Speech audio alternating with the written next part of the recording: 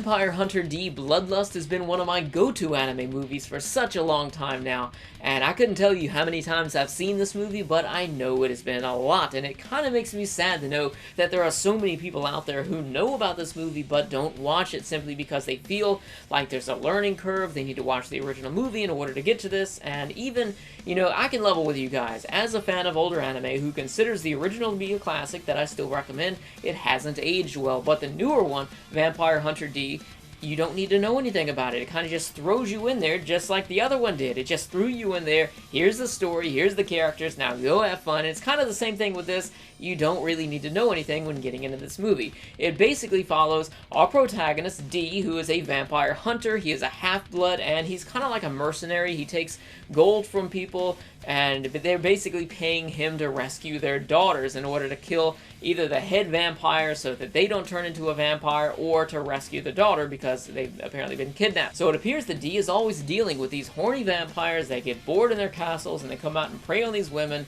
but I can't blame them. If I was a vampire, I'd probably be doing the same thing, even if I didn't have a castle. But in this movie, D is not alone on his quest to either retrieve the girl or kill her. That's right, the family is paying him to kill her if she's turned into a vampire because they're still... they don't like it. Apparently, humans have a thing about vampires because they eat them or something. I don't know. I guess they haven't overcome the differences yet in this timeline, but D is on a mission in order to retrieve her or kill her. And he's not alone on that, as there are other mercenaries which are on the case as well. And one noticeable difference that you can see right away in this movie is that the story focuses on more characters than it did in the original movie, as we have the bounty hunters here, or the mercenaries as you would call them, who are hunting them down. You actually see a lot of the story from their perspective as well, and they're actually pretty interesting characters, and most importantly for a movie like this, it's fun to watch them fight, as they all have their different methods of combat, as you have one character who wields this giant hammer with a spike on the end of it. One person has a crossbow and is like really good at firing them really fast, and then you have this one guy who, I'll just show you.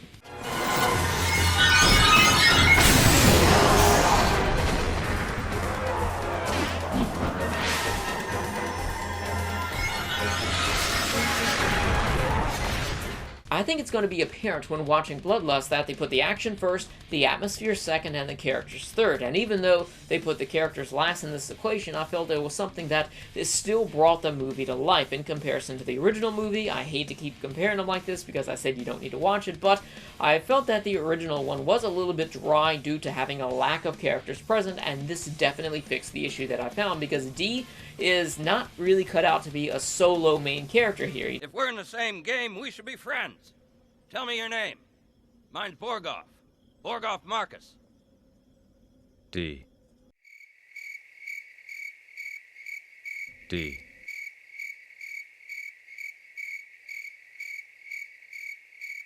D. Doesn't talk a lot. He doesn't really do a whole lot. He's just standing still the majority of the time, and whenever he gets into a fight, he just handles everything effortlessly because he's had so much experience in battle, because he's immortal. And this, not only do we get other characters in order to fill more screen time, but we also see D struggle in combat a little bit. However, my favorite character of the movie is the antagonist, the vampire who supposedly kidnaps this girl, and I think he's going to be someone who easily connects with the audience as well, even though he doesn't get that much screen time. I remember back when I first watched this movie, I felt like really connected to the guy because he is fighting for what's right for him. He's fighting for love. He's not trying to destroy the world. He's not trying to complete anything that is going to hurt anybody or just be evil. So I really appreciated the fact that morality was so great in this situation, and I almost felt like the main characters, D and also the other mercenaries, were doing the wrong thing in this movie, and it's something that I really appreciated seeing, despite the fact that the movie ended in such a tragic way for many of its characters. I won't say exactly what, but you're in this movie, you're going on a joyride with all of this action going on here, and you're just gonna hit this wall of feels at the end, because it definitely takes you on a trip, let me tell you. So speaking of the action, this is one of the reasons why I've watched this movie so many times by now. I'll make some popcorn, I'll sit down for some Vampire Hunter D, because I want to have some fun in watching the awesome fights that they have here, and then it hits me, I forget that there was such a sad ending here, and I'm like, I didn't want to feel this way, I just wanted to enjoy my popcorn and my nachos.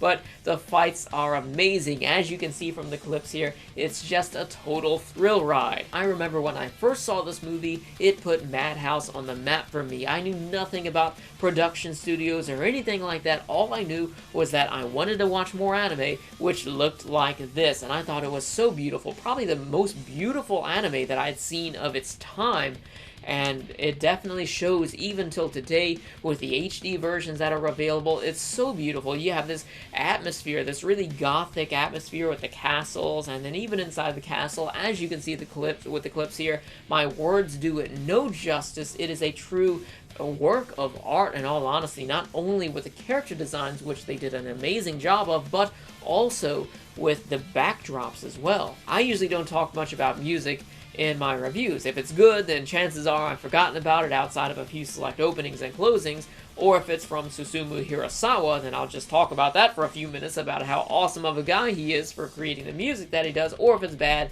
then I'll just complain about it. But this had this beautiful orchestral score that really matched it, both its environment and tone as well, and it really set the mood for this movie. Now, as far as the voice acting is concerned, this is a mixed bag for me, because I usually watch it with the dub, but it's not that great of a dub. You can actually watch it with a subtitle and see that there's a lot of mistranslations going on, and it's not really affecting what's being said, but I feel that it somewhat affects the flow of the movie, because sometimes I watch it in sub, and you can get the sense that it's this heavier atmosphere, that you can tell that there's going to be some sad things that happen in this movie simply because the tone of the characters' voices.